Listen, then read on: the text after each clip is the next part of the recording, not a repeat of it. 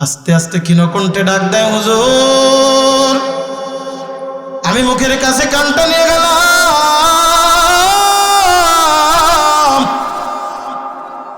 আমার স্পষ্ট এখনো কানের ভিতরে কথাটা বাজে। ওই মা অপারেশন থিয়েটারের মধ্যে 3 দিন পর্যন্ত মরবে কি বাঁচবে তার কোনো গ্যারান্টি নাই। ডাক্তার পর্যন্ত বেচিল হয়ে গেছে, কি করব? ওই মা ক্ষীণকণ্ঠে ডাক দিচ্ছে, হুজুর আমার স্বামীর একটু বুঝাই বলবেন, আমার বাবা আছে বাইরে, আমার বাবার একটু বুঝাই বলবেন, আমার শ্বশুরও আছে বাইরে, আমার শ্বশুর একটু বুঝাই বলবেন। আজ 14টা বছর হয়েছে আমাদের বিবাহ, আমাদের কোনো সন্তানাদি হয় নাই। হুজুর একটা সন্তান আমারে দিয়েছে আল্লাহ। আমি এই দুনিয়ার জমিনে কত আলো বাতাস খেয়েছি, আমার স্বামী কি বলবে জানি না, আমার বাবা কি বলবে জানি না, আমার শ্বশুর কি বলবে জানি না। হুজুর আপনি আমার শ্বশুররে বুঝাবেন, বাবারে বুঝাবেন, আপনি আমার ডাক্তাররে বুঝাবেন। হুজুর বলে দেন আমার সন্তান যেন বেঁচে থাকে, আমার জন্য মায়েরা। এই পৃথিবীতে আল্লাহ তাআলা আমাদেরকে নিয়ে আসছেন, পাঠিয়েছেন। আমরা কি এমনিতে আসছি নাকি কোনো মাধ্যমে আল্লাহ পাঠিয়েছেন? এই মাধ্যমটার নাম কি বলেন তো? মা এবং বাবা, একজন পুরুষ আর একজন নারী। আল্লাহ পাক রব্বুল আলামিন এই মানব জাতি সৃষ্টি করেছেন 4 ভাবে। কয় ভাবে? বিস্তারিত বলতে পারবো না, একেবারে সংক্ষিপ্ত মুলাক্কাস মোটা মোটা কয়েকটি কথা যেগুলি না বললেই নয়। 4 ভাবে আল্লাহ তাআলা এই পৃথিবীতে মানব জাতি সৃষ্টি করেছেন। এই মানব জাতির ইফতিতা থেকে ইখতিতাম 4 ভাবের এক ভাব থেকে কোনোভাবেই খালি হবে না। 1 নম্বর ভাগ হলো আল্লাহ তাআলা নিজ কুদরতি হাতে মাটি দিয়ে আল্লাহ পাক সৃষ্টি করেছেন। 2 নম্বর, ওই প্রথম যে মানুষটাকে সৃষ্টি করা হয়েছিল তার বাম পাজরের বাঁকা হাড় থেকে সৃষ্টি করেছে, এটাও আল্লাহ তাআলার হাতে। অর্থাৎ আল্লাহ তাআলা নিজ কুদরতি হাতে 2 জন মানুষকে সৃষ্টি করেছেন। আরেকজন মানুষকে আল্লাহ পাক রব্বুল আলামিন সৃষ্টি করেছেন বাবা ছাড়া, শুধুমাত্র মায়ের গর্ভে হযরতে জিবরিল আমিনের ফুৎকারের মাধ্যমে। আর পৃথিবীতে যত মানব আগমন করেছে বা কিয়ামত পর্যন্ত করবে, প্রত্যেকটা মানুষ এই দুনিয়াতে আসার একটা মাধ্যম হলো একজন পুরুষ আর মহিলা। আল্লাহ পাক রব্বুল আলামিন বলেন, وَلَقَدْ خَلَقْنَا الْإِنسَانَ مِنْ سُلَالَةٍ مِّنْ طِينٍ। এই পৃথিবীর মানব জাতি সৃষ্টি করার ইফতিতাম আমি শুরু করেছিলাম বাবা নবী আদম আলাইহিস সালাতু ওয়াস সালামকে। আর আমি আদম আলাইহিস সালামকে সৃষ্টি করেছি সুলালাতিম মিন তিন। এটা হলো মাটি দিয়া, যেই মাটিটা আমি পৃথিবীর বিভিন্ন স্থান থেকে সংগ্রহ করেছিলাম। মানব জাতি সৃষ্টির ইতিহাস আলোচনা করতে গেলে রাত পার হয়ে যাবে, এ কারণে আমি সেদিকেও যাব না। শুধুমাত্র বলে রাখি আল্লাহ তাআলা আদম আলাইহিস সালামকে সৃষ্টি করেছেন নিজের কুদরতি হাতে মিন সুলালাতিম মিন তিন। শুধুমাত্র মাটি দিয়ে আল্লাহ তাআলা এই আদম আলাইহিস সালামকে সৃষ্টি করেছেন। আদম আলাইহিস সালামকে সৃষ্টি করে আল্লাহ পাক রব্বুল আলামিন জান্নাতের ভিতরে বসবাস করার সুযোগ করে দিলেন। জান্নাতের মধ্যে তিনি বসবাস করতে থাকলেন। আল্লাহ পাক রব্বুল আলামিন বলে, আদম এই জান্নাতের ভিতরে যত নিয়ামত আছে সব নিয়ামত তোমার জন্য আমি ওপেন করে দিলাম, সব নিয়ামতগুলি তোমার জন্য আমি ফ্রি করে দিলাম। যা আছে সব কিছু তুমি ভক্ষণ করতে পারবা, সব নিয়ামত তুমি উপলব্ধি করতে পারবা, সব নিয়ামত তোমার জন্য আমি ওপেন করলাম। তবে একটা কথা মনে রাখো, ওয়ালা তাকরাবা হাযিহি শাজারাতা ফাতাকুনা মিনাজ জালিমিন। একটা গাছ দেখিয়ে দিলে এই গাছের ধারে কাছেও তুমি যাবে না। আদম আলাইহিস সালাম পুরা জান্নাতের ভিতরে বসবাস করেন, কিন্তু আদম আলাইহিস সালাম দীর্ঘদিন অতিক্রম করার পরে মনের ভিতরে একটু কেমন জানি ভাব। আগে হেসে খেলেই চলতেন, এখন আর হেসে খেলে চলেন না। মনটা বড় বেজার, মুখটা বড় কঠিন ভাব নিয়ে বসে থাকেন। আল্লাহ পাক রব্বুল আলামিন তো বান্দার মনের খবরও জানেন, অন্তরের ভিতরে কি পরিকল্পনা করতেছে এই খবরও জানেন কে? ইন্নাল্লাহা ইয়ালামু বিমা ফিস সুদূর। অন্তরের ভিতরে কি আছে আবার কি সামনে বহির প্রকাশ করবে খবর জানেন কে? নাকি দুনিয়ার কেউ? আছে না আমাদের মধ্যে এক শ্রেণীর মানুষ এমন বাবার কাছে দৌড়ায় যে বাবার কাছে যা বলে বাবা অন্ধকারের খবরও জানে। আছে না নাই? ওদিকে যাব না, ওদিক আলাদা আর একটা চ্যাপ্টার। গায়েবের খবর জাননেওয়ালার মালিক কে? অন্তরের খবর জাননেওয়ালার মালিক কে?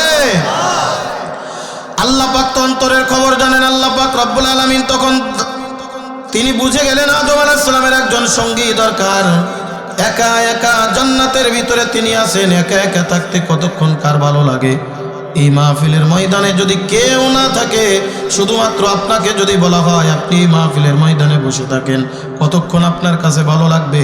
মনে করেন কোনো বক্তাও নাই, শ্রোতাও নাই, মাইকওয়ালাও নাই, কোনো ব্যক্তি নাই, আপনারে শুধু দিয়া রাখছে 2-4 মিনিট ভালো লাগবে। এরপরে দেখবেন আপনার কাছে একটা অতিষ্ঠ অতিষ্ঠ ভাব মনে হয়ে যাবে, মনে হবে এখান থেকে যেতে পারলে তারপরে বাঁচি। জোরে বলেন কথা ঠিক কি ঠিক না? আল্লাহ পাক রব্বুল আলামিন আদম নবী আলাইহিস সালাতু ওয়াস সালামকে সঙ্গী বানানোর জন্য আদম হযরতে জিবরিল আমিনকে ডাকতে বলে, জিবরাইল আদম আলাইহিস সালামকে একটা আরামের ঘুম পড়িয়ে দাও।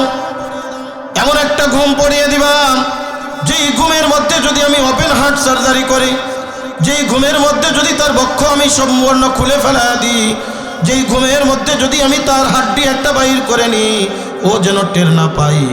এই কথা রিসার্চ করে বৈজ্ঞানিকরা রিসার্চ করে ডাক্তাররা যখন দেখবেন একজন রোগীকে অপারেশন করার সময় এমন একটা ইনজেকশন মারিয়া দেয়, বিরাট পুরা শরীরটা তার খুলে ফেলায় দিলেও ওই লোকটা একটু মাত্র টের পায় না।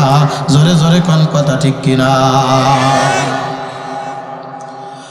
আল্লাহ পাক রব্বুল আলামিন আদম আলাইহিস সালামের বাম পাজরের বাঁকা হাড় থেকে মা হাওয়া আলাইহিস সালামকে তৈরি করলেন। আল্লাহ তাআলা ঘুম থেকে জাগ্রত করালেন। আদম আলাইহিস সালাম থেকে পাশে একটা সুন্দরী রূপসী রমণীর একটা মহিলা বসা। আদম আলাইহিস সালাম একটু সরে সরে বসেন। আল্লাহ তাআলা ডাক দিয়ে বলে, আদম সরার কোনো কারণ নাই, চিন্তার কোনো কারণ নাই, কারণ আমি আল্লাহ তো তোমার দিলের খবর জানি, আমি আল্লাহ তোমার দিলের খবর বুঝি।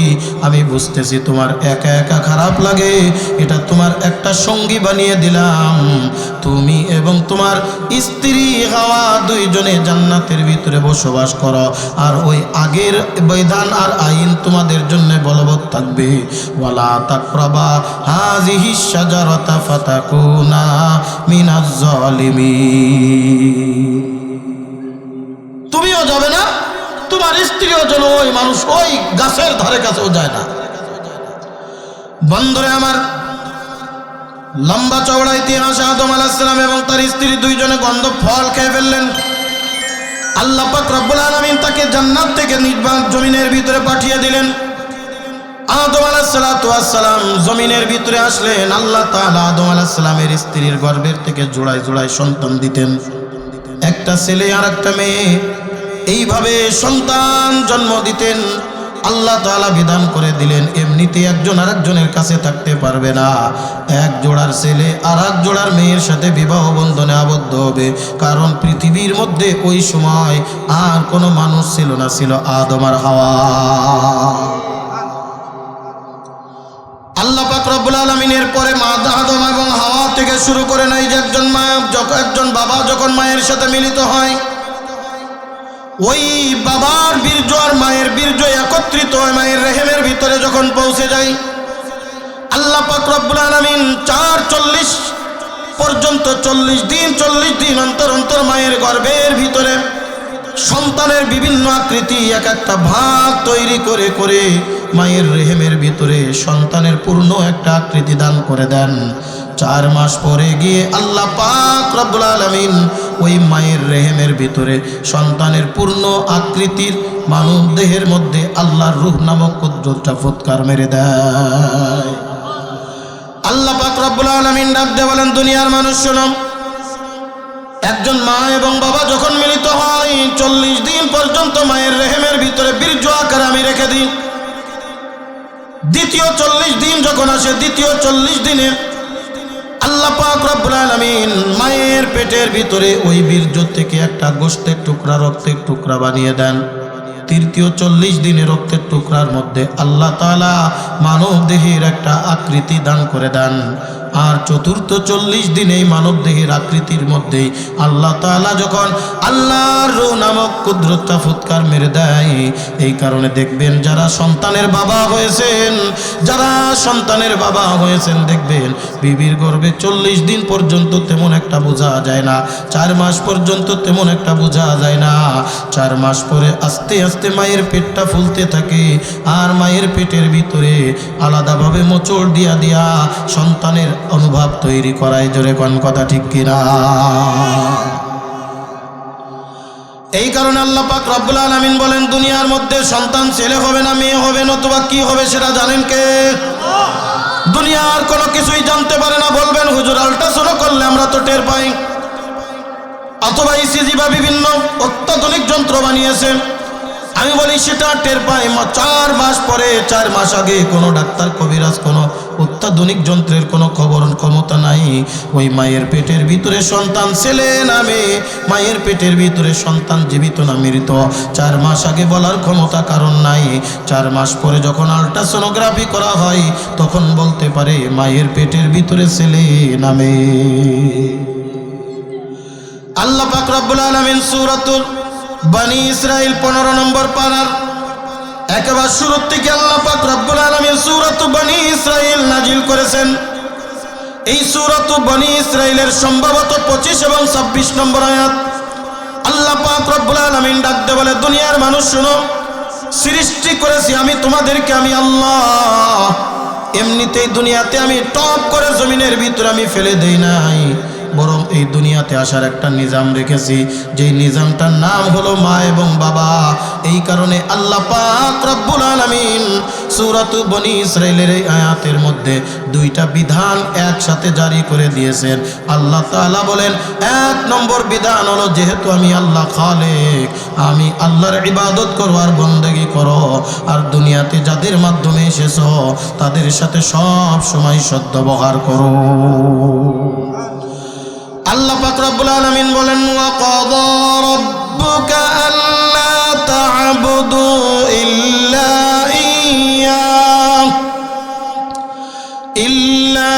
ইয়্যাহু ওয়া বিল ওয়ালিদাইনি ইহসানা।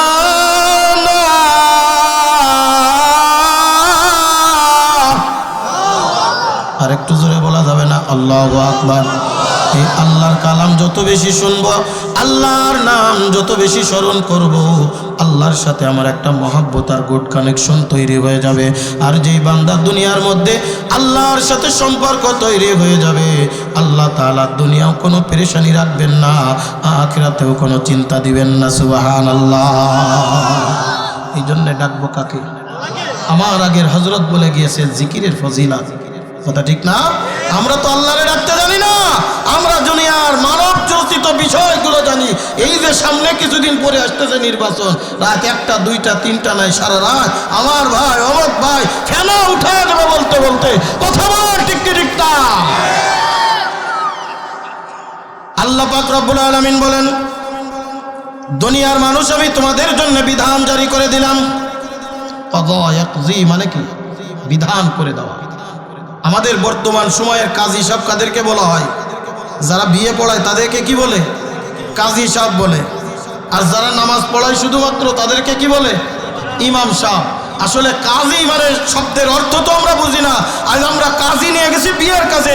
কাজী বলা হয় যিনি বিচার কার্য পরিচালনা করে, তাকে বলা হয়। আর যিনি নেতা তিনি হলেন ইমাম। ইমাম অর্থ কি?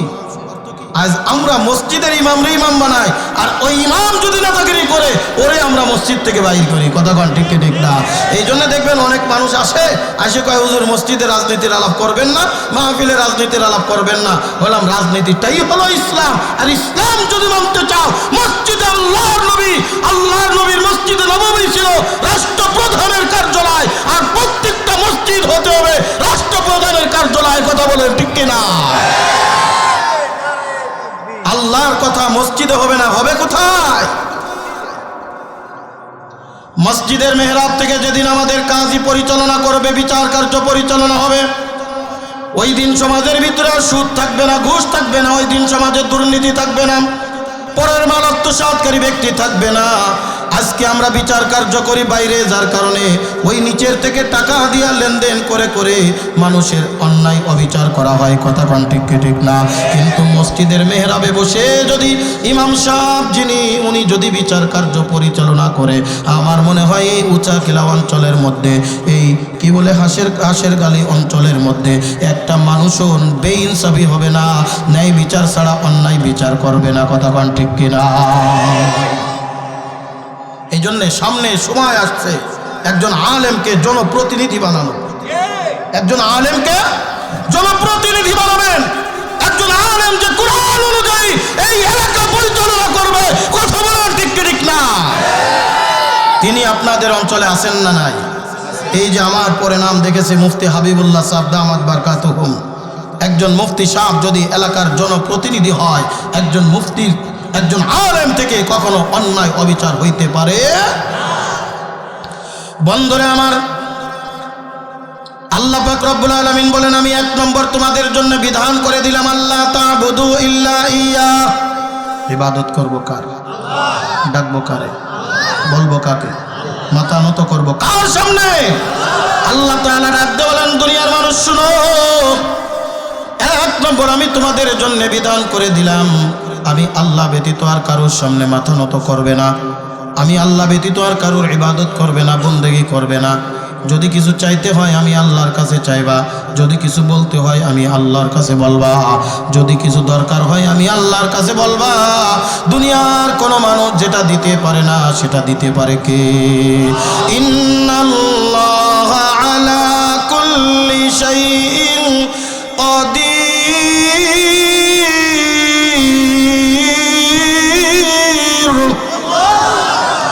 সব কিছু ক্ষমতার মালিককে। আমি দুনিয়ার মানুষের কাছে যেটা চাই দুনিয়ার মানুষ দিতে পারবে না যদি আল্লাহ দেওয়ার তৌফিক না দেয়। আল্লাহ তাআলা বলেন, বান্দা আমি আল্লাহ তোমাদেরকে পৃথিবীর জমিনে আগমন ঘটিয়েছি, সুতরাং 1 নম্বর কাজ হলো বান্দা তুমি আমি আল্লাহর ইবাদত করবার, বন্দেগী করবা। আমি আল্লাহরে কখনো দুনিয়ার জমিনের ভিতরে ভুলে যাবা না। মনে রাখবা সব সময় আমি আল্লাহ তোমার সাথে আছি। আমি আল্লাহকে যদি তোমরা মহব্বত দিল থেকে করে নিতে পারো, আমি আল্লাহর ইবাদত করে যদি তুমি আমাকে খুশি করে নিতে পারো, এই দুনিয়ার জমিনটা তোমার জন্য হয়ে যাবে জান্নাত। আল্লাহ তাআলা ডাকতে বলেন, বান্দা এই দুনিয়ার থেকে তুমি যখন বিদায় নিয়ে যাবা, আমি আল্লাহর আবেদ বান্দা যদি হইতে পারো, আমি আল্লাহর আবেদ বান্দা যদি দুনিয়ার জমিনে হয়ে যাইতে পারো, আল্লাহ তাআলা ডাক দিয়ে বলেন, বান্দা দুনিয়ার থেকে মরতে দেরি, আমি আল্লাহর জান্নাত পেতে দেরি হবে না।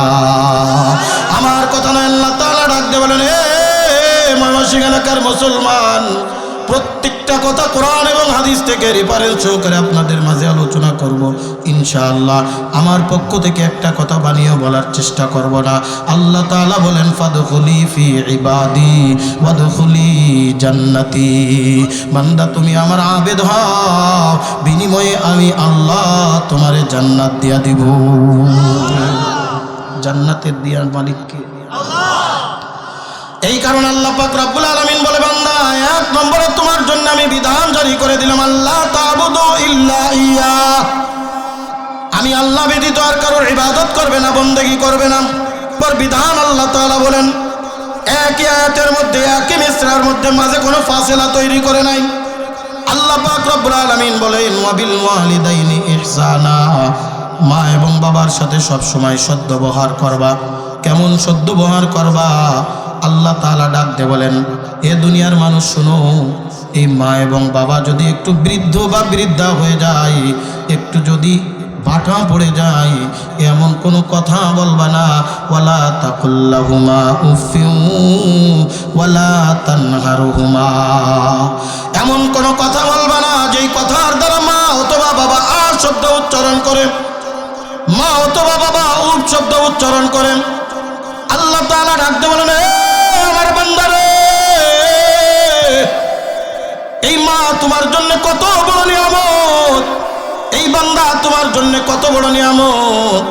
আল্লাহ তাআলা ডাক দিয়ে বলেন, বান্দা, এই দুনিয়ার মধ্যে আমি যত মানব সৃষ্টি করেছি, তুমি আশেপাশে যত মানুষ দেখতে পাইবা, সব থেকে বড় নিয়ামত দিয়া আমি আল্লাহ দুইজন ব্যক্তিকে পাঠাইলাম তোমাদের মাঝে।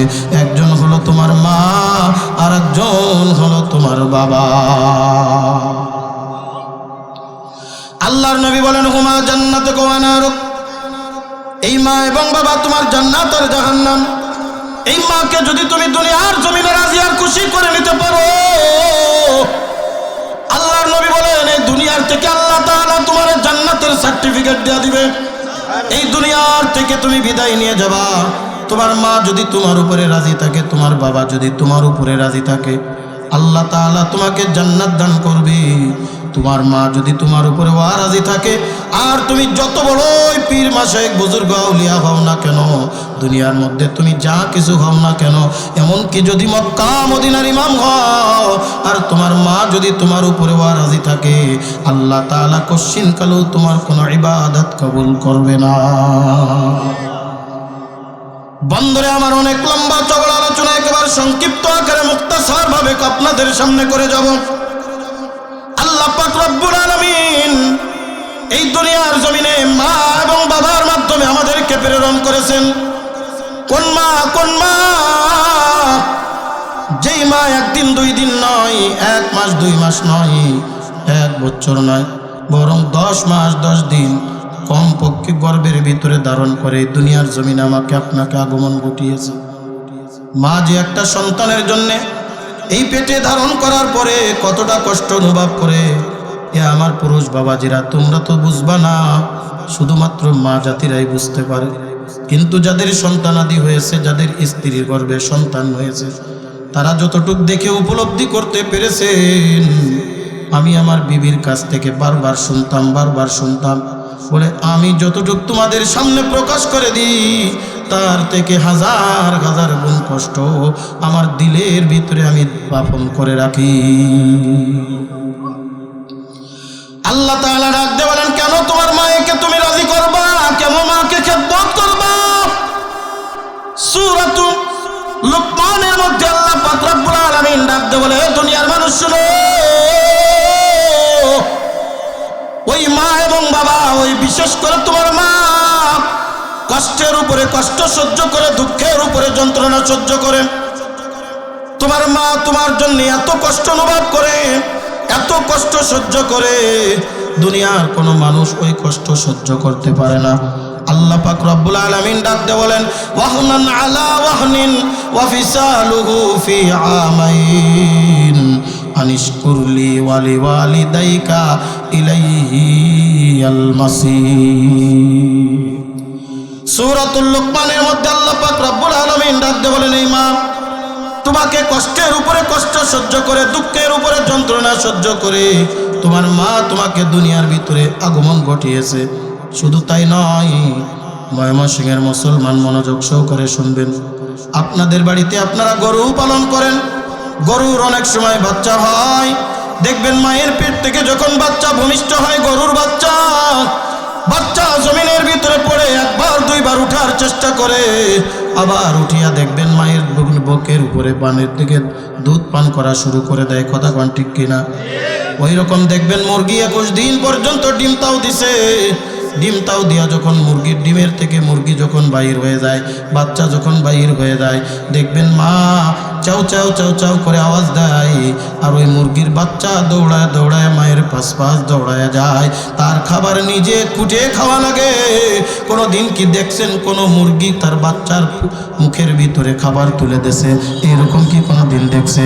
না না না, শুধুমাত্র চাউ চাউ করে শিখায়া দেয়। এখন থেকে তুমি দুনিয়ার জমিনে আগমন করেছো, এতদিন তুমি ডিমের ভিতরে ছিলা, এখন তুমি দুনিয়ায় আসছো, আমি এক দুইবার তোমারে দেখা দিব কিভাবে খাইতে হয়। এরকম মুখে ঠোকর লাগায়া শিখা দেয় বাচ্চারে, এইভাবে তুমি খাবার খাইবা, এইভাবে তুমি খাবার খাইবা। আল্লাহ তাআলা ডাক দিয়ে বলে, বান্দা এই দুনিয়ার জমিনে আমি তোমাদেরকে পাঠাইলাম, এই মা তোমারে শুধু গর্ভে ধারণ করে তোমারে ফেলাইয়া দেয় নাই। এই মা তোমারে একদিন দুই দিন নয়, 1 মাস 2 মাস নয়, 2 থেকে 2.5 বছর পর্যন্ত এই মা নিজের বুকের দুগ্ধ পান করায়া তোমারে মানুষ করল। ও কলিজার টুকরা বাজান, একজন মা গর্ভের ভিতরে যখন সন্তান ধারণ করে কতটা কষ্ট অনুভব হয়। আমি মা এবং বাবা নিয়ে অনেক আর্টিকেল লিখেছি, অনেক আর্টিকেল আমি পড়েছি। এ কলিজার টুকরা বাজান, ইউটিউবে আমার অনেক মা বাবার সম্পর্কে আলোচনা আছে, বিশেষ করে বৃদ্ধাশ্রমের একটা ঘটনা আছে। সময় পেলে আজকে আমি আপনাদের মাঝে আলোচনা করে যাব, যদি সময় না পাই ইউটিউব থেকে দেখে নেবেন রে বাবা। একজন সন্তান মারে কেমনে ভুলে, একজন সন্তান বাবারে কেমনে ভুলে যায়। এ কলিজার টুকরা যুবক, আজকে মা তোমার কাছে ভালো লাগে না, আজকে বাবা তোমার কাছে ভালো লাগে না। আমার মতো যদি তুমি মাকে হারিয়ে ফেলো, আমার মতো যদি তুমি বাবাকে আজকে হারিয়ে ফেলো, তখন তুমি বুঝবাই মা কত বড় নিয়ামত। ঈশ্বরগঞ্জের মুসলমান গভীর মনোযোগ,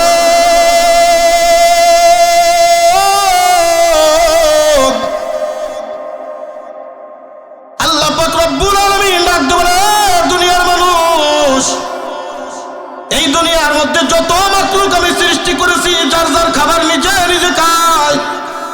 আর একমাত্র দুনিয়ার জমিনে মানব জাতি সৃষ্টি করেছি যাদেরকে খাবার খাওয়াইয়ে দেওয়া লাগে। মনে রাখবেন, ওই ছোট্টকালে যদি আমার মা আমাকে খাবার না খাওয়াইতো, ওই ছোট্টকালে মার মা যদি আমার দেখভাল না করতো, আজকে আমি নুরানি হইতে পারতাম না, আপনি অমক হইতে পারতেন না। জোরে কোন কথা ঠিক কি ঠিক না? আজকে মা তোমার কাছে বোঝা মনে হয়, আজকে বাবা তোমার কাছে বোঝা মনে হয়। আজকে মা তোমার কাছে বৃদ্ধা হয়ে গেছে, বুড়ি হয়ে গেছে, আজকে বাবা তোমার কাছে বুড়া হয়ে গেছে। মনে রাখ বাবা যান, এই মা যদি তোমার দুনিয়ার জমিনে আগলে ধরে না রাখতো রে বাবা, এই দুনিয়াতে তোমার কোনো অস্তিত্ব বলতে কিছুই থাকতো না। একটা মা দুনিয়ার জমিনে সন্তান আগমন করতে গিয়ে কত কষ্ট করে রে।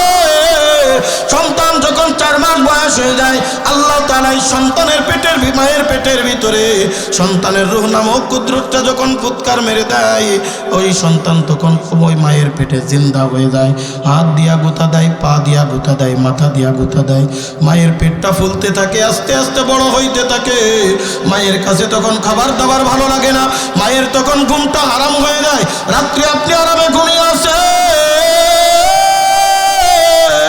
যেই মা গর্ভবতী মা দেখবেন রাত্রে ঠিক মতো ঘুমাইতে পারে না, ওই মা রাত্রে দেখবেন কঠিন কনকনে শীতের মধ্যে লাফ দিয়া উঠে দাঁড়িয়ে যায়, উঠানের ভিতরে পায়চারি করতে থাকে। ডাক দিয়ে বলবেন, কি ব্যাপার তুমি ঘুমাও না কেন? বলবে, আমার তো ঘুম আসে না, পেটের ভিতরে কেমন জানি ব্যথা লাগে, পেটের ভিতরে কেমন জানি মোচড় দেয়। কলিজার টুকরা বাজান, আমার নিজের জীবনের বাস্তব ঘটনা বলি। আমার বড় সন্তান যখন আমার স্ত্রীর গর্ভের মধ্যে, সেটা ছিল একটা শীতকাল, এরকম মাহফিল শেষ করে রাত 4টার দিকে আমি বাড়ির দিকে গেছি। বাড়ির দরজা যখন আমি খুললাম, ঘরের ভিতরে প্রবেশ করতে যাব, দেখি ঘরের ভিতরে আমার বিবি নাই। রাত 4টা বেজে গেছে, বিবি কোথায় গেল? তাকায় দেখি উঠানের ভিতরে পায়চারি করতেছে। কঠিন ভাবে কনকনে শীত, আমার গায়ে চাদর, আবার গায়ে আমার কোট গায়ে দেওয়া, এরপরেও শীতেতে আমার শরীরে কম্পন শুরু হয়ে গেছে। তাকায় দেখি বিবি মাত্র পরনের একটা কাপড় পরে উঠানের ভিতরে পায়চারি করে, আর পেটের ভিতরে এইভাবে হাত দিয়া দিয়া এরকম মালিশ করতেছে, এরকম মালিশ করে। আমি ডাক দিয়ে বললাম, কি ব্যাপার, তুমি এত রাত্রে এখানে কেন? বলে, আমি ঘুমাইতে গেছিলাম, কিন্তু হঠাৎ করে পেটের ভিতরে এমন ধাক্কা ধাক্কি শুরু হয়েছে, আমি আর ঘুমিয়ে থাকতে পারি না। এ কলিজার টুকরা বাজান, তখন আমার মা দুনিয়ার জমিনে বেঁচে ছিল। আমি একটা দৌড় দিয়ে মায়ের ঘরের দরজায় কারাঘাত করলাম, মারে মা। ঘরের ভিতর থেকে আওয়াজ দেয়, নুরুল ইসলাম ঘরের দরজা খোলা। এক দৌড় দিয়ে মায়ের পা দুখানি জড়ায় ধরলাম। মা ডাক দে বলে, কি হলো? আমি ডাক দে বললাম, মা গো, তুমি আমাকে গর্ভের ভিতরে ধারণ করে কত কষ্ট করেছো, এতদিন বুঝতে পারি নাই। আমার বিবির গর্ভে যদি সন্তান না আসতো, আজ রাত 4টা বাজে আমার বিবি ঘুমাইতে পারে নাই। তারপরে বর্তমান অত্যাধুনিক সময় কত ঔষধপাতি খাওয়ায় সন্তান নর্মাল ভাবে রাখা হয়। আগেরকার জামানায় তো এরকম কিছু ছিল না। আমার মা না জানি আমার জন্য কত কষ্ট করেছে, চোখের পানি ফেলায় যখন মাকে মা বলে ডাক, আমার মা এরকম আমার মাথায় হাত দিয়ে বলে, আমার কাছে বুকের সাথে জড়ায় ধরে ডাক দে বলে, নুরুল ইসলাম, একটা মা যত কষ্টই করুক না কেন, ওই মা যখন সন্তানের চেহারার দিকে একবার তাকায়, ওই মা দুনিয়ার সব কষ্ট ভুলে সন্তানের দিকে নজর লাগায় দেয়। একটা মা যখন সন্তানের চেহারার দিকে তাকায়,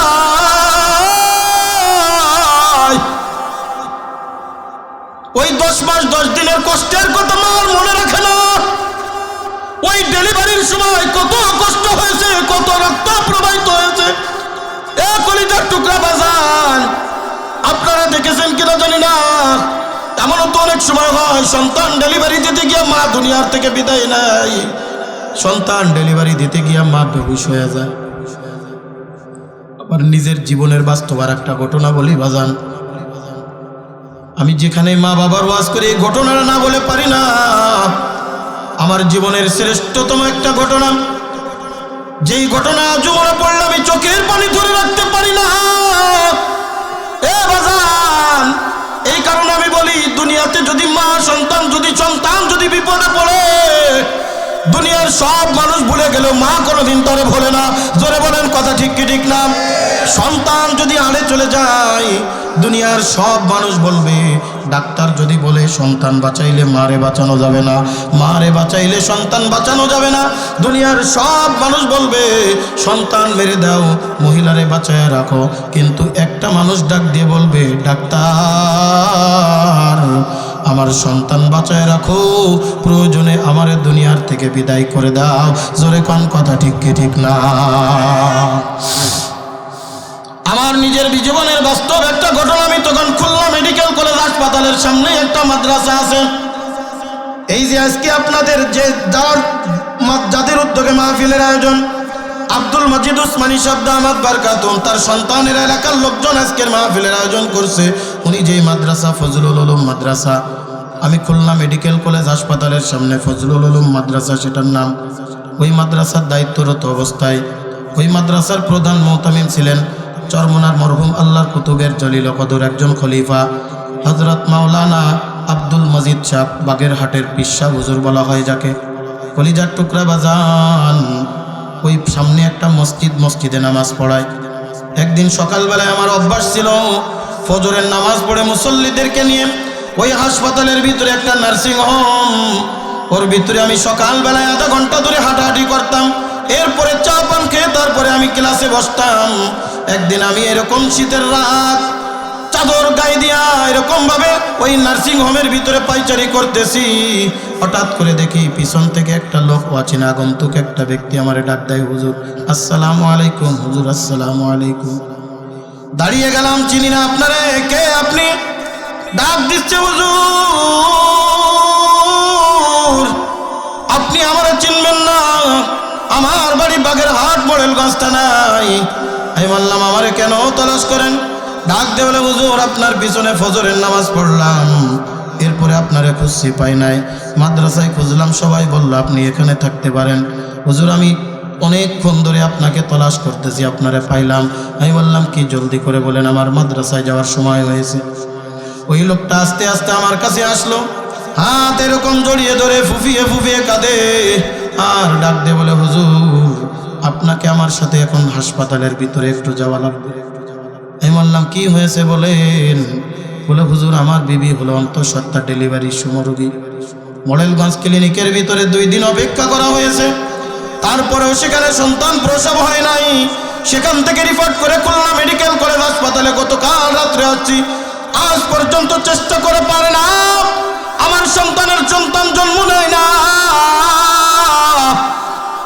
ডাক্তাররা অনেক চেষ্টা করেছি, কয়েকজন ডাক্তারের বোর্ড কমিটি গঠন করার চেষ্টা করে, তারপরে হয় না কিছু। হুজুর একটু চলেন, আল্লাহর কালাম পড়ে যদি একটু ফুফা দেন, যদি আল্লাহ তাআলা আসান করে দেয়, সহজ করে দেয়। আমি দেখলাম বড় বিপদে আছে, যাই না একটু দেখে আসি। ডাক্তারও আমার মুসল্লি, কাছের গ্লাসের ভিতরে রাখা, আইসিইউর ভিতরে রাখা। ডাক্তার আমারে দেখে এক ধাক্কা দিয়া দরজা খুলিয়া ডাক দিল, হুজুর এই ঘরের ভিতরে সবাই আসতে পারেন, আপনি আসেন একটু দেখেন কি একটা বিকল্প অবস্থায়, কি বিপদের ভিতরে পড়ে গিয়েছি। আমার লাইফে এরকম ঘটনা আমার নজরে কোনোদিন পড়ে নাই। আমি ডাক দিয়ে বললাম, কি হয়েছে? দেখি একটা খাটিয়ার উপরে একজন মাকে শোয়ানো, পুরা শরীর চাদর দিয়ে ঢেকে রাখা। ডাক্তার বসে আছে কম্পিউটারের সামনে, ওই মায়ের পেটের ওখানে একটা ক্যামো দিয়ে রাখা, কম্পিউটারের ভিতরে পেটের অবস্থাগুলো সব দেখা যাইতেছে। ডাক্তার ডাক দিয়ে বলে, হুজুর এই দেখেন অবস্থা এমন একটা পর্যায়ে চলে গেছে, সন্তান বাঁচাইলে মারে বাঁচানো যাবে না, মাকে বাঁচাইলে সন্তান বাঁচানো যাবে না। হুজুর কি করব বলেন? দেখেন একটু ফুফা দিয়ে কাজ হয় নাই। আমার কাজ আমি করলাম, করে যখন আমি চলে আসবো বাজার, আমার নিজের জীবনের বাস্তব ঘটনা বানিয়ে কথা বলছি না। ওই কাপড়ের ভিতর থেকে একটা হাত এরকম আমার হাতকে জড়িয়ে ধরছে। ডাক্তার বলে, হুজুর ইনি হলেন রোগী। আস্তে আস্তে ক্ষীণকণ্ঠে ডাক দেয়, হুজুর। আমি মুখের কাছে কানটা নিয়ে গেলাম,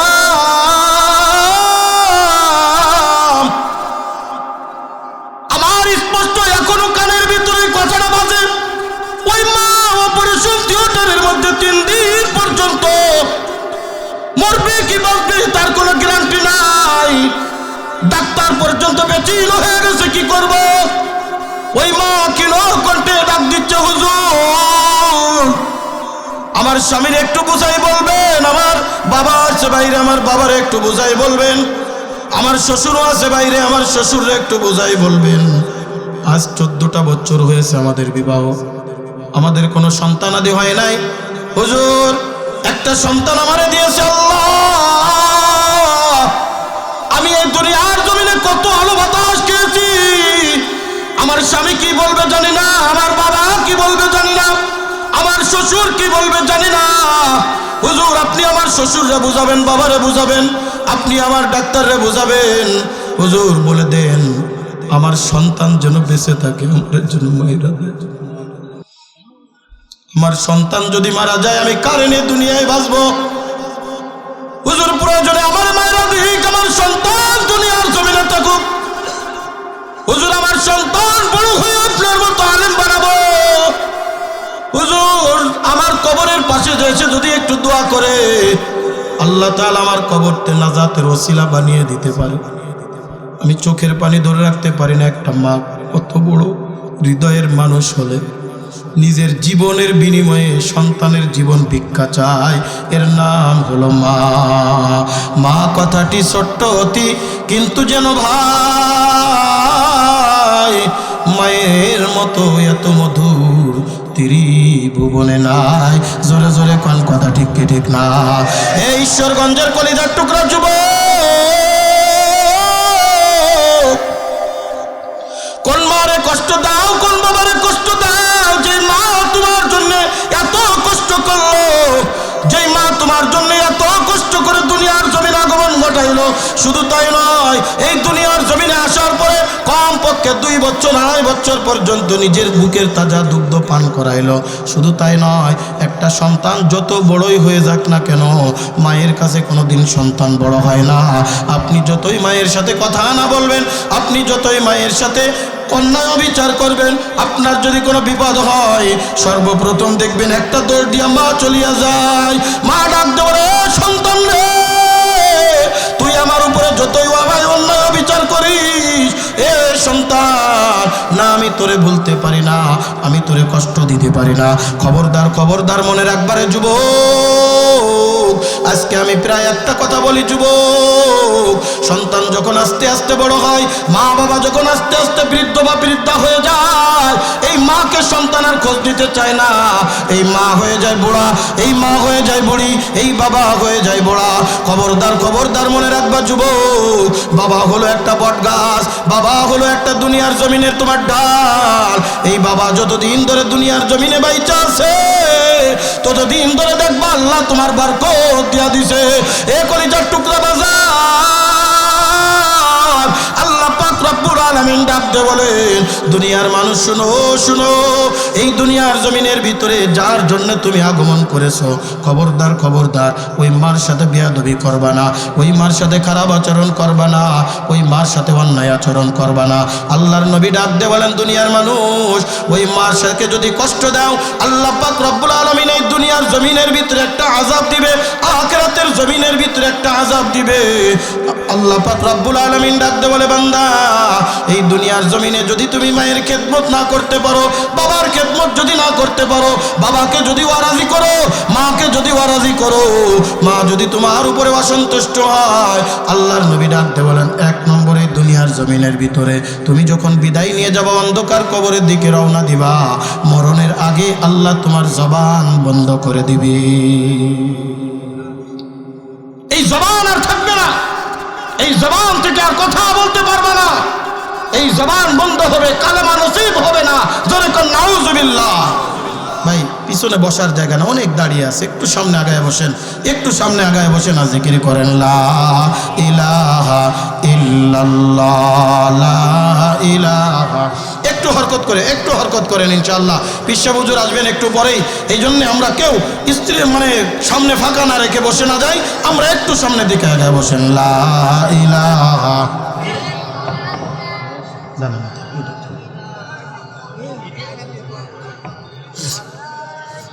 একটু সামনের দিকে আগায় বসেন। লা ইলাহা ইল্লাল্লাহ, লা ইলাহা। বলেন হাতে করো হাতের কাম, পায়ে করো পায়ের কাম, হাতে করো হাতের কাম, পায়ে করো পায়ের কাম। মুমিন মুসলমান লৌরে মুখে মাওলার নাম, লা ইলাহা ইল্লাল্লাহ। জোরে লা ইলাহা ইল্লাল্লাহ, লা। বলেন নামাজ রোজা ছাড়বো না, ছাড়বেন নি? এই ছাড়া যাবে? নামাজ রোজা ছাড়বো না, হারাম পথে চলবো না, চলবেন নি? এই হারাম পথে কি চলা যাবে? বলেন নামাজ রোজা ছাড়বো না, হারাম পথে চলবো না, শিরিক বেদাত করবো না, ভাই মাতা পিতার খেদমত ভুলবো না, লা ইলাহা ইল্লাল্লাহ, লা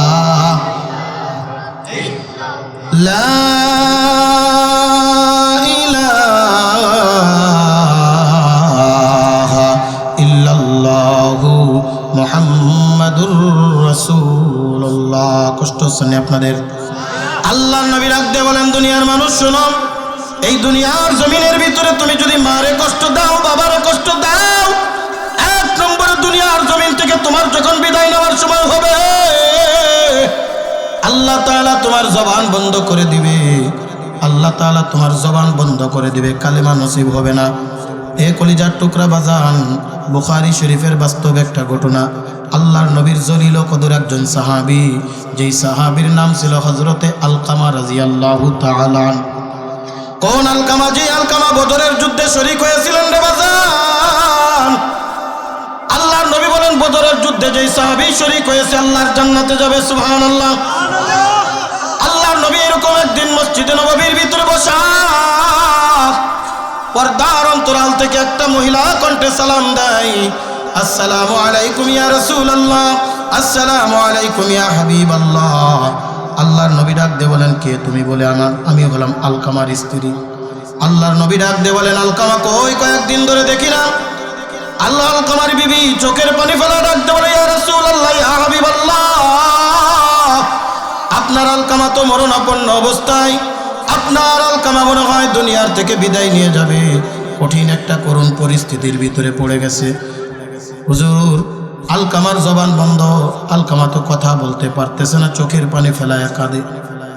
আল্লাহর নবী হযরতে বেলাল সহ কয়েকজন সাহাবীকে পাঠাইলেন, ও বেলাল, যাও আলকামার পাশে যাও, আলকামার পাশে গিয়া কালেমার তালকিন করতে থাকো, কালেমা পড়তে থাকো। আল্লাহ তাআলা যদি তার অন্তরটা খুলে দেয়, তার জবান খুলে দেয়। আল্লাহর নবী বলেন, যেই ব্যক্তির দুনিয়ার মধ্যে সব থেকে সর্বশেষ কথা হবে লা ইলাহা ইল্লাল্লাহ ফাদাখালাল জান্নাহ, আল্লাহ তাআলা তারে জান্নাত দান করে দিবে। বন্ধুরে আমার, হযরতে বিলাল রাদিয়াল্লাহু তাআলা কয়েকজন সাহাবী গেলেন, আলকামার সামনে কালেমার তালকিন করছেন। আলকামা জবান বন্ধ হয়ে গেছে, আওয়াও করে, শুধু শব্দ করে। আলকামা কথা বলতে পারে না, আলকামার জবান বন্ধ, চোখ থেকে টপ টপ টপ টপ করে পানি পড়ে। হযরত বেলাল এক দৌড় দিয়া চলে আসছে, ইয়া রাসূলুল্লাহ, ইয়া হাবিবাল্লাহ, আমরা কত চেষ্টা করলাম, আলকামার জবান খোলাইতে পারলাম না। আলকামা তো মনে হয় বেঈমান হয়ে দুনিয়ার থেকে বিদায় নেবে। জলদি করে চলেন, জলদি করে চলেন, একটু যদি আপনি না যান তাহলে তো আলকামার অবস্থা বেকায়দা হয়ে যাবে। আল্লাহর নবী নিজে গেলেন আলকামার পাশে, আল্লাহর নবী নিজে কালেমার তালকিন দেয়। আলকামার জবান বন্ধ, আলকামা কথা বলতে পারে না। আল্লাহর নবী বড় অবাক হয়ে গেলেন, আমি মুহাম্মদ যেখানে তোর কালেমার তালকিন দিচ্ছি, সে আলকামার জবান বন্ধ হয়ে গেছে, তাহলে কি হয়ে গেল? আল্লাহর নবী মনে মনে এবার চিন্তা করে বসলেন, আমি তো তারে কালেমার তালকিন দিই, ঠিক আছে, কিন্তু যদি গোড়ায় গন্ডগোল করে যদি আগায় পানি ঢালি কোনো কাজ হবে নাকি? আলকামার যখন জবান বন্ধ, কথা বলতে পারতেছে না, আল্লাহর নবী ডাক দেবেন, আলকামার বিবি ঘরের মধ্যে আছেন? বলে, জি ইয়া রাসূলুল্লাহ। বলে, আলকামার মা অথবা বাবা কি দুনিয়ার জমিনের ভিতরে বেঁচে আছে নাকি? আলকামার বিবি ডাক দিয়ে বলে, ইয়া রাসূলুল্লাহ, ইয়া হাবিবাল্লাহ, আলকামার বাবা অনেক আগে দুনিয়ার থেকে বিদায় নিয়ে গেছে, আলকামার মা এখনো দুনিয়ার জমিনের ভিতরে বাইচা আছে। আল্লাহর নবী ডাক দিয়ে বলেন, কই আলকামার মা কই? আলকামার বিবি ডাক দিয়ে বলে, ইয়া রাসূলুল্লাহ, ইয়া হাবিবাল্লাহ, আলকামার মা তো আমাদের এখানে থাকে না, ওই যে জঙ্গলের ভিতরে ছোট্ট একটা ঘর দেখতে পাচ্ছেন, ওই ঘরের ভিতরে আলকামার মা থাকে। আল্লাহর নবী জিহ্বার মধ্যে একটা কামড় দিয়া বলেন, এই তো আমি কুড়ার রোগ পেয়ে গেছি। হযরতে বেলালকে পাঠিয়ে দাও, বেলাল যাও আলকামার মায়ের কাছে আমার সালাম দাও, দেখো যদি আসতে পারে আসলো, না আসতে পারলে আমি নিজে যাব। হযরতে বেলাল আস্তে আস্তে যখন ঘরের ভিতরে গেলেন, তাকায় দেখে জীর্ণ শীর্ণ একটা ঘর, খাটের মধ্যে একটা বুড়িমা শুয়ে আছে, চোখে তেমন একটা দেখতে পাইতেছে না, চোখ থেকে টপ টপ টপ টপ করে পানি পড়তেছে, আর ডাকতেছে আল্লাহ, আর ডাকতেছে আল্লাহ। হযরতে বেলাল আল্লাহর নবীর সালাম পৌঁছে দিয়ে ডাকতে বলে, ও আলকামার মা, আপনি কি আল্লাহর নবীর কাছে যাবেন নাকি আপনার নবী আপনার কাছে আসবেন? আলকামার মা ডাক দিয়ে বলে, আমি এত বড় বেয়াদব না, আল্লাহর নবীকে এই পর্যন্ত টেনে আনবো, চলো আমি আল্লাহর নবীর কাছে যাইতেছি। আল্লাহর নবীর কাছে আলকামার মা যখন গিয়েছে, বুখারী শরীফের হাদিস, আল্লাহর নবী ডাক দিয়ে বলেন, ও আলকামার মা, আলকামার উপরে আপনি রাজি আর খুশি আছেননি? বলার সাথে সাথে আলকামার মা দীর্ঘ একটা নিঃশ্বাস ছেড়ে ডাক দিয়ে বলে, ইয়া রাসূলুল্লাহ, ইয়া হাবিবাল্লাহ, আলকামার উপরে আমি রাজি আর খুশি নাই, আলকামা মরুক আর বাসুক আমার কিচ্ছু আসে যায় না। আল্লাহর নবী বুঝলেন এখানেই তো গন্ডগোল। আল্লাহর নবী বলেন, কি হয়েছে আমার একটু বলবেন? আলকামার মা ডাক দিয়ে বলে, ইয়া রাসূলুল্লাহ, ইয়া হাবিবাল্লাহ, আলকামার বাবা আলকামার ছোট্ট থাকতেই দুনিয়ার থেকে বিদায় নিয়ে গেছে, আমি পরের বাড়ি কত কষ্ট করে কাজ কর্ম করে আলকামারে মানুষ করেছি, আলকামা বিবাহ শাদী করার পরে বিবির কথা শোনে, কিন্তু আমার কথা শোনে না, দেখেন না তার ঘরেও আমারে রাখে না, আলকামা আমারে ওই ঝুপড়ি ঘরের ভিতরে রাখে, কি খায় না খায় খবরও পর্যন্ত নেয় না। আল্লাহর নবী ডাক দিয়ে বলেন, যা কিছু হয়ে গেছে এখন তো ফিরায় দিতে পারবো না, আপনি আলকামারে জীবনের তরে ক্ষমা করে দেন, আলকামা তো মরণাপন্ন বিপন্ন অবস্থায়, এই অবস্থায় যদি দুনিয়ার থেকে বিদায় নেয় ভয় হবে না। মা ডাক দিয়ে বলেন না হবে না, আমি ক্ষমা করতে পারবো না। আল্লাহর নবী বুঝলেন এইভাবে হবে না, একটু তার কলিজায় ধাক্কা দেওয়া লাগবে। বুখারী শরীফের মধ্যে আসছে আল্লাহর নবী সাহাবায়ে কিরামদেরকে ডাক দিলেন, ও সাহাবীরা রে, জঙ্গলের ভিতরে যাও, শুকনা শুকনা কিছু লাকড়ি আর খাবার জোগাড় করে নিয়ে আসো। শুকনা কিছু লাকড়ি তৈরি করে এক জায়গায় একত্রিত করো। সাহাবায়ে কিরাম শুকনা লাকড়ি তৈরি করলেন, এক জায়গায় একত্রিত করে রাখলেন উঠানের ভিতরে। আল্লাহর নবী বললেন, দিয়াশলাই বা অথবা পাথরের বোতলে টকর দিয়া এখানে আগুন ধরায়া দাও। দাও দাও দাও দাও করে আগুন জ্বলে। আলকামার মা ডাক দে বলে, ইয়া রাসূলুল্লাহ, ইয়া হাবিবাল্লাহ, এখানে আগুন কেন ধরাইলেন? এখন তো গরমকাল নাই, এখন তো বড় ঠান্ডা কাল, এখন তো ঠান্ডা কাল, এই অবস্থায় কেন আপনি আগুন ধরাইতেছেন? আগুনের তো কোনো প্রয়োজন নাই। আল্লাহর নবী ডাক দেন, ও আলকামার মা গো, আমি কতবার করে জিজ্ঞাসা করলাম আলকামারে মাফ কইরা দেন, কিন্তু আপনি আলকামারে মাফ করতে রাজি না। আমি একটা কাজ করছি, দেখতেছি আজরাইল তো আসতেছে আলকামার কাছে, আলকামা দুনিয়ার থেকে বিদায় নিয়ে যাবে। এই অবস্থায় যদি আলকামা দুনিয়ার থেকে বিদায় নিয়ে যায়, আলকামার ওই জাহান্নামের আগুন ছাড়া কোনো উপায় নাই। আমি নবী কেমন করে সহ্য করব? আলকামা জাহান্নামের ভিতরে যাবে। এই কারণে আমি সিদ্ধান্ত নিয়েছি, জিন্দা আলকামাকে আমি আগুনের ভিতরে নিক্ষেপ করব। বন্ধুরে আমার, হাদিসে পাকের ভিতরে আসছে আল্লাহর নবী বলেন, আলকামাকে যখন আমি নিক্ষেপ করব বললেন, সাথে সাথে আলকামার মা হাও মাও করে কান্না শুরু করে দিছে। আলকামার মা ডাক দিয়ে বলে, ইয়া রাসূলুল্লাহ, ইয়া হাবিবাল্লাহ, বুঝেছি বুঝেছি আপনি আমার পরীক্ষা নিতে চান। ও আল্লাহর নবী, এই পৃথিবীর জমিনে কোনো মা তার সন্তানকে আগুনে পুড়তে দেখতে পারে না। এই পৃথিবীর জমিনে কোনো মা তার সন্তানকে কষ্টে দেখতে পারে না। এই পৃথিবীর জমিনে কোনো মা তার সন্তানকে দুঃখের মধ্যে পড়তে দেখতে পারে না। ইয়া রাসূলুল্লাহ, ইয়া হাবিবাল্লাহ, আপনি আমার আলকামারে আগুনের ভিতরে নিক্ষেপ করবেন, আমি কেমন করে সহ্য করব? পারবো না, পারবো না। আল্লাহর নবী ডাক দেন, ও আলকামার মা গো, আমি দেখতে পাচ্ছি আজরাইল হাঁটি হাঁটি পা পা করে আলকামার কাছে চলে আসতেছে। আলকামা যদি এই অবস্থায় দুনিয়ার থেকে বিদায় নিয়ে যায়, ওই জাহান্নামের আগুনের ভিতরে দগ্ধ হয়ে যাবে। এই দুনিয়ার সাধারণ 1 মিনিটের আগুনে পড়া তুমি সহ্য করতে পারো না, ওই 3000 বছর প্রজ্বলিত জাহান্নামের আগুন কেমন করে সহ্য করবে রে মা? আলকামার মা হাউ মাউ করে কাঁদতে কাঁদতে ডাক দিয়ে বলে, ইয়া রাসূলুল্লাহ, ইয়া হাবিবাল্লাহ, জান জান, আলকামা আমাকে যত কষ্ট দিয়েছে, আলকামা আমারে যত দুঃখ দিয়েছে, আমি আলকামারকে জীবনের তরে ক্ষমা করে দিলাম, আমি আলকামারে জীবনের তরে মাফ করে দিলাম। জোরে জোরে কোন সুবহানাল্লাহ। আল্লাহর নবী বলেন, যখনই আলকামার মা ঘোষণা করে দিল, জান আমি মাফ করে দিলাম, বলার সাথে সাথে আলকামার জবান কইলা গেছে, আর আলকামা পড়া শুরু করে দিয়েছে, লা ইলাহা ইল্লাল্লাহু মুহাম্মাদুর রাসূলুল্লাহ। আল্লাহু আকবার। এই জন্যে মা যদি আমার উপরে ওয়ারাজি থাকে, দুনিয়াতে তুমি যা কিছু হও না কেন, আল্লাহ তাআলা তোমার কোনো ইবাদত কবুল করবে না। মরণের আগে তোমার জবান বন্ধ হয়ে যাবে। আজ তুমি টাকা হয়েছে, আজ তোমার অর্থ হয়েছে, আজ তোমার দুনিয়ার মধ্যে তুমি কোটিপতি টাকাওয়ালা, এই বুড়া বুড়ি মাকে তোমার পছন্দ হয় না, ভালো লাগে না। মনে রাখবা, এই মা যদি তোমাকে লালন পালন না করতো, আজকে তোমার অস্তিত্বই পৃথিবীর জমিনে থাকতো না। কথা বলে ঠিক কি ঠিক না? আজকে তোমার কাছে মা ভালো লাগে না, আজকে তোমার কাছে বাবা ভালো লাগে না, এ কলিজার টুকরা যুবক, তাদের কাছে শুনো যাদের মা আজকে দুনিয়ার জমিনে নাই, তাদের কাছে শুনো যাদের বাবা আজকে দুনিয়ার জমিনে নাই। আমার কাছে তো মনে হয়, যদি পুরা দুনিয়ার বিনিময়ে যদি আমার বাবা অথবা আমার মা আমার কাছে ফিরে আসতো, আমি পুরা দুনিয়া না পায়া যদি মা অথবা বাবাকে পাইতাম তাহলে আমি বড্ড খুশি হয়ে যাইতাম। কলিজার টুকরা বাজান রে, এই কারণে হাতে পেয়ে দৌড় কইরা যায়, এই মারে খবরদার কোনো প্রকার কষ্ট দিবা না, এই বাবারে খবরদার কোনো প্রকার কষ্ট দিবা না। কোন বাবা যেই বাবা তোমার মাথার ঘাম পায়ে ফেলে হাড় ভাঙ্গুনি কষ্ট করে সহ্য করে তারপরে তোমার আজকে মানুষের মতো মানুষ তৈরি করেছে। আমি অনেক এমন বাবারে দেখেছি, নিজে না খায়া সন্তান রে খাওয়াই, নিজে না পড়িয়া সন্তান রে পড়ায়। ওই যে ঈদের দিন আমি নিজের চোখে দেখেছি আমাদের নতুন কাপড় বানায়, বাবার নতুন কাপড় পরিধান করে না।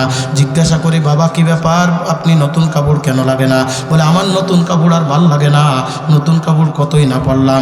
ওই সময় মনে করতাম আসলে মনে হয় বাবার কাছে নতুন কাপড় ভালো লাগতো না। আজকে বাবা হয়েছি, আজকে বুঝি কেন বাবা বলতো এই কথা, কেন বাবা নতুন কাপড় ভালো লাগতো না। একখান মাত্র গোশ আছে, বাবা খায় না মা খায় না, সন্তানের দিকে টেইলা দেয়, সন্তান খা আর মা খায় আলু, বাবা খায় আলু। ওই একদিন আমি বাবারে জিজ্ঞাসা করেছিলাম বাবা গোশ না খায় আলু কেন খান? বাবা বলে আলু আমার কাছে বড় ভালো লাগে। ওই দিন মনে করতাম মনে হয় আসলেই ভালো লাগে, কিন্তু না না না, এখন বুঝি কেন আব্বা বলতো আলু ভালো লাগে, কেন মা বলতো আলু ভালো লাগে। কলিজার টুকরা বাজান রে, আজকে আমার নুরানিরে দেখছেন, গত বছর আমার জায়গায় আমার বড় ভাই এসেছিল। গত বছর যিনি বক্তা ছিলেন ইমরান হোসেন যশোরে, আমার আপন বড় ভাই। এ কলিজার টুকরা বাজান, আমার স্পষ্ট মনে আছে আমি নুরানি হইতে পারতাম না আমার মায়ের দোয়া যদি না থাকতো।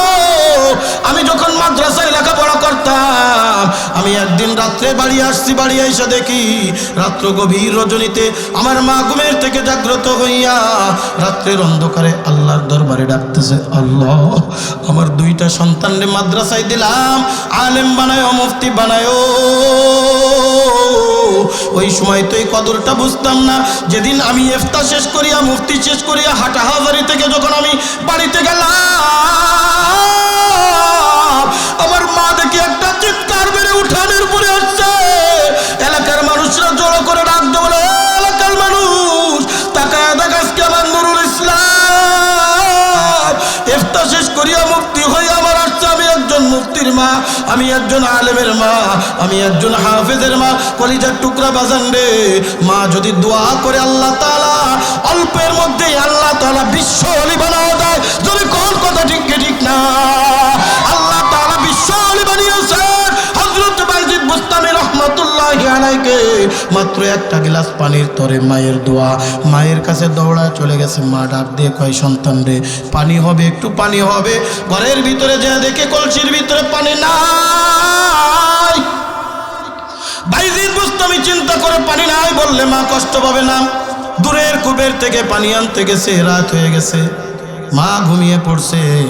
বাইজিদ বুস্তামি আসছে, দেখেন না মা তো ঘুমিয়ে গেছে। এখন কি করব, ডাকবো, সজাগ করাবো নাকি পানি রেখে চলে যাব?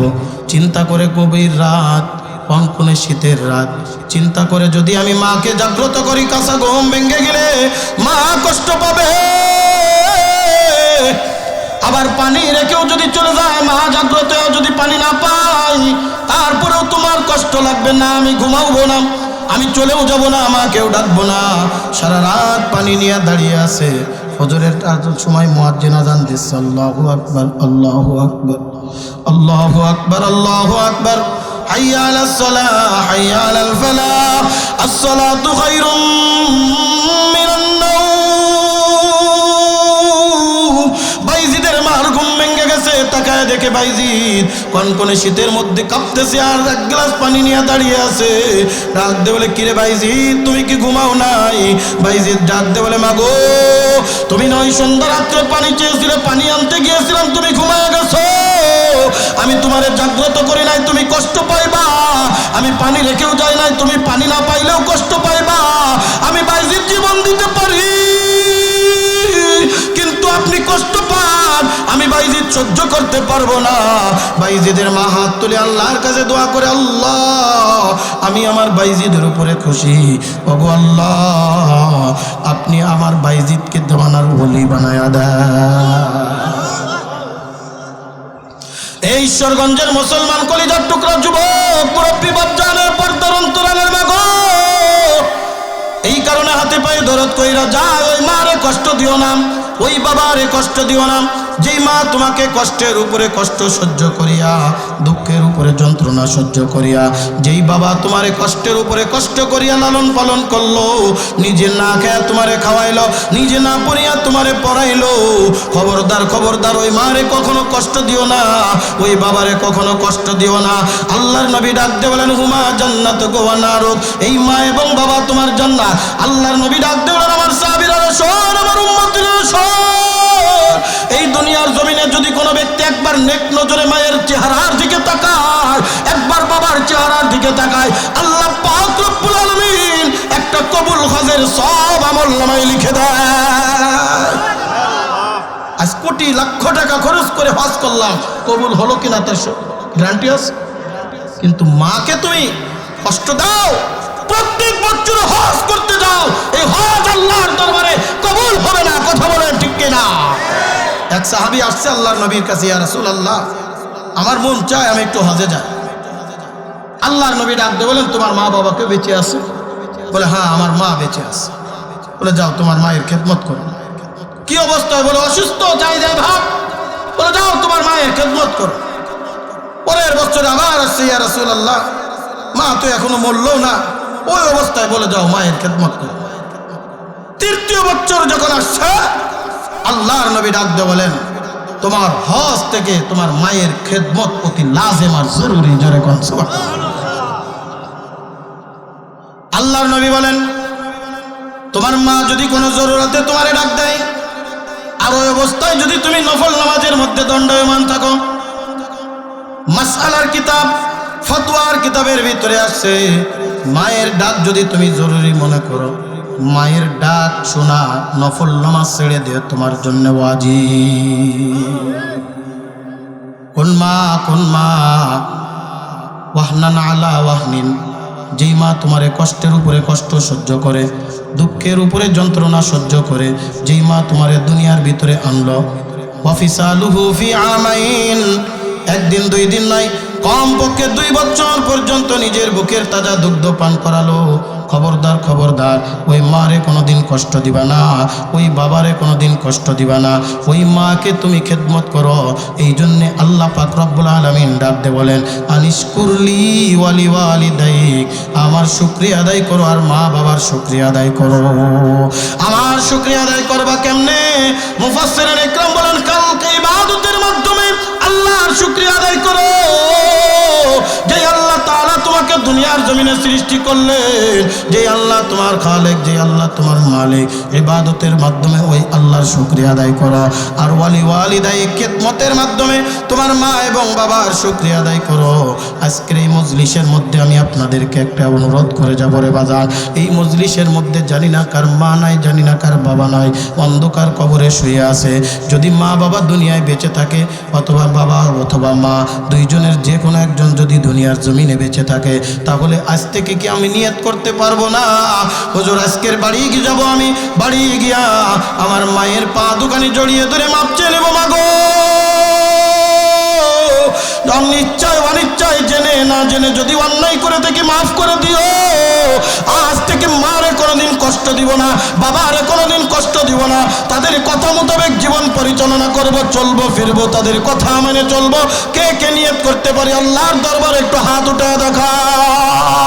আল্লাহ তুমি কবুল আর মঞ্জুর করে নাও, বলে না আমিন। একটু মুরব্বী বাপজান যারা আছেন বা যুবক বাবাজান আছেন, এ কলিজার টুকরা বাজান, আমি আর দীর্ঘায়িত করব না। এইবার যদি ডাকতে বলেন হুজুর আমার মা তো আজ দুনিয়ার জমিনে নাই, আমার বাবা আজ দুনিয়ার জমিনে নাই, আমি এখন কি করতে পারি? আল্লাহর নবী ডাকতে বলেন আমার উম্মতিরা রে, শুনে রাখো, যাদের মা আজ দুনিয়ার জমিনে নাই, যাদের বাবা আজ দুনিয়ার জমিনে নাই, তাদের জন্য সব থেকে বড় আমল ওই মায়ের জন্য, ওই বাবার জন্য আল্লাহর দরবারে দোয়া করা। আল্লাহর নবী বলেন তিরমিজি শরীফের হাদিস, মান যারা কবর ওয়ালিদাইহি বিকুল্লি জুমাতিন গুফিরা লাহু মা তাকাদ্দামা মিন যামবিহি ওয়া কুতিবা লাহু বারাআ আও কামা ক্বালা আলাইহিস সালাতু ওয়াস সালাম। আল্লাহর নবী ডাক দিয়ে বলেন হে আমার উম্মতেরা রে, যদি কোনো বান্দা শুক্রবারের দিন, কি বারে? জোরে কোন? মান যারা কবর ওয়ালিদাইহি বিকুল্লি জুমাতিন, যদি কোনো মা, যদি কোনো সন্তান মা বাবার কবর প্রত্যেক শুক্রবারে জিয়ারত করতে পারে, আল্লাহর নবী ডাক দিয়ে বলেন গফিরা লাহু মা তাকাদ্দামা মিন যামবি। ওই মা বাবা দুনিয়ায় থাকতে যত অন্যায় করেছিল, যত গুনাহ করেছিল, আল্লাহ তাআলা সব গুনাহ মাফ করে দিবে।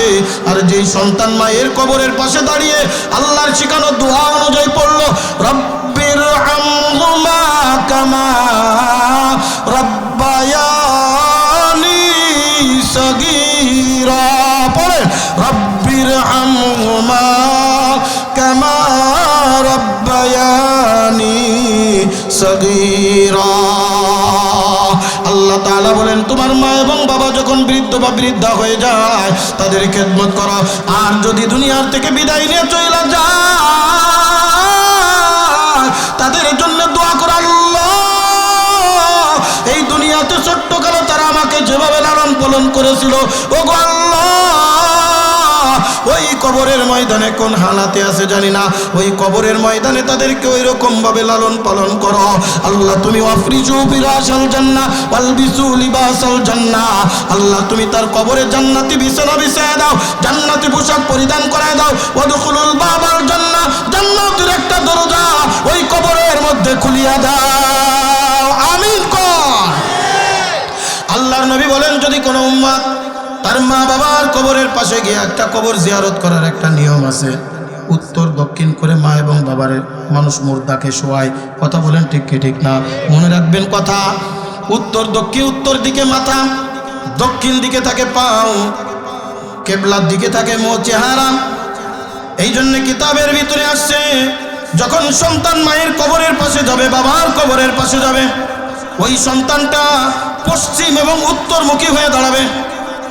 পশ্চিম এবং উত্তরমুখী মানে মা এবং বাবার চেহারার সাথে চেহারাটা মিলায়া কবর জিয়ারতের উদ্দেশ্যে যেই সূরা দোয়া কালাম আছে পড়লো, সূরা ইয়াসিন পড়লো, সূরা ফালাক পড়লো, সূরা নাস পড়লো, সূরা আলাম নাশরাহ পড়লো, সূরা ইখলাস পড়লো, সূরা ফাতিহা পড়লো, দরুদ শরীফ পড়ে আল্লাহর কাছে দোয়া করবে, আল্লাহ তুমি মাফ করে দাও, ক্ষমা করে দাও, মাকে মাফ করো, বাবাকে ক্ষমা করো।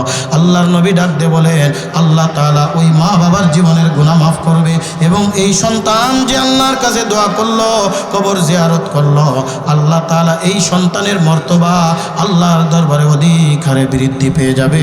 জোরে জোরে কোন সুবহানাল্লাহ। এই জন্য যাদের মা দুনিয়ার জমিনের ভিতরে বাইচা না এ করে যার টুকরা বাজার প্রত্যেক শুক্রবারে চেষ্টা করবেন অন্তত একটা বারের জন্য মায়ের কবরের পাশে যাওয়া, বাবার কবরের পাশে যাওয়া। মায়ের কবরের পাশে গিয়ে বাবার কবরের পাশে গিয়ে অন্তত যদি কবর অনেক দূরে থাকে এ মনে রাখবেন একটা কথা, কবর যাওয়াই লাগবে এটা কিন্তু বড় কথা না, যেখান থেকে ইচ্ছা সেখান থেকেই আপনি কবর জিয়ারত করতে পারবেন। তবে মায়ের কবরের পাশে গেলে, বাবার কবরের পাশে গেলে দিলটা একটু নরম হয়, দিলটা একটু একেবারে নরম হয়ে যায়, চোখের ভিতরে পানি আসে, মরণের কথা স্মরণ আসে, কবরের কথা স্মরণ আসে। জোরে কম কথা ঠিক কি ঠিক না?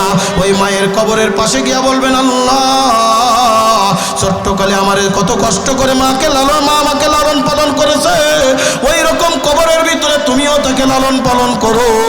আল্লাহর নবী বলেন যখন তুমি দোয়া করবা আল্লাহ তাআলা তোমার মায়ের কবরে আযাব মাফ করে দিবে। আল্লাহর নবী বলেন তিন ব্যক্তির দোয়া আল্লাহ পাক রব্বুল আলামিন বিনা হায়রে বিনা মাধ্যমে কবুল করেন। তার মধ্যে একটা হলো সন্তান যদি মা বাবার জন্য দোয়া করে আল্লাহ তাআলা বিনা হায়রে বিনা মাধ্যমে তার দোয়া কবুল করে না। এই জন্য আমরা চেষ্টা করব খবরদার মায়ের সাথে কখনো খারাপ আচরণ, ওয়ালা তাকুল্লাহুমা উফফি ওয়ালা তানহারহুমা ওয়া কুল্লাহুমা কওলান কারীমা। নরম ভাষায় একবার খুব সুন্দর ভাষায় কথা বলবো। বলতে পারেন হুজুর আমার বাবা যদি খারাপ আচরণ করে, বুঝাবেন বাবা এটা ঠিক না, রাগ হয়েছে বলেছে তুমি সরে যাও, দেখবা কিছুক্ষণ পরে তোমার বাবা বুঝতে পারবে না আসলেই তো অন্যায় হয়ে গেছে। আল্লাহ তাআলা কত কঠিন ভাবে বলতেছেন ওয়া ইন জাহাদাকা আলা আন তুশরিক বিমা লাইসা লাকা বিহি ইলম ফালা তুতি'হিমা ওয়া সাহিবহুমা ফিদ দুনিয়া মা'রুফা।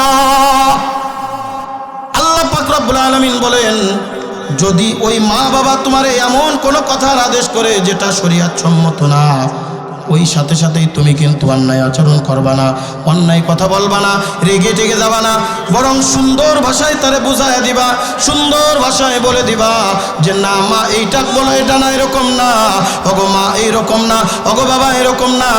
দেখবা আল্লাহ পাক রব্বুল আলামিন তোমার মায়ের ভিতরে এমন একটা বুঝ দিয়া দিবে, মায়ের বকাও যদি সহ্য করতে পারো রে যুবক, আল্লাহ পাক রব্বুল আলামিন এই দুনিয়ার মধ্যে আল্লাহ তাআলা তোমারে জান্নাতের একটা নিয়ামত দান করে দিবে।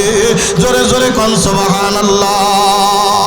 এই জন্য পৃথিবীর জমিনে মাকে কষ্ট দিব না, বাবাকে কষ্ট দিব না, মায়ের কথা মতো জীবন পরিচালনা করব, বাবার কথা মতো চলবো। মা বাবা যদি তোমাকে এমন কোনো কথা বলে যেটা কোরআন হাদিসের ভিত্তি নাই, সুন্দর করে বুঝিয়ে দেব, পারবো তো ইনশাআল্লাহ। এই যে আলোচনা করলাম, হযরত পীর সাহেব হুজুরদামাত বারাকাতুহুম চলে আসছেন, আমার এখানে আলোচনা করা এখন বেয়াদবির শামিল। সুতরাং আমি আপনাদের কাছে অনুরোধ করব, কলিজার টুকরা যুবক, আমার মুরব্বী বাপ, খবরদার খবরদার, যাদের মা বাবা দুনিয়ায় বেঁচে আছে এই মা বাবার সাথে খারাপ আচরণ করব না। মা বাবার দোয়া নিব, তাদের দোয়া নিয়ে আল্লাহর জান্নাত কামাই করব ইনশাআল্লাহ। যাদের মা বাবা দুনিয়ায় বেঁচে নাই তারা মা বাবার কবরের পাশে গিয়ে আল্লাহর কাছে দোয়া করব। আল্লাহ আমাদের কবুল করেন, আমিন।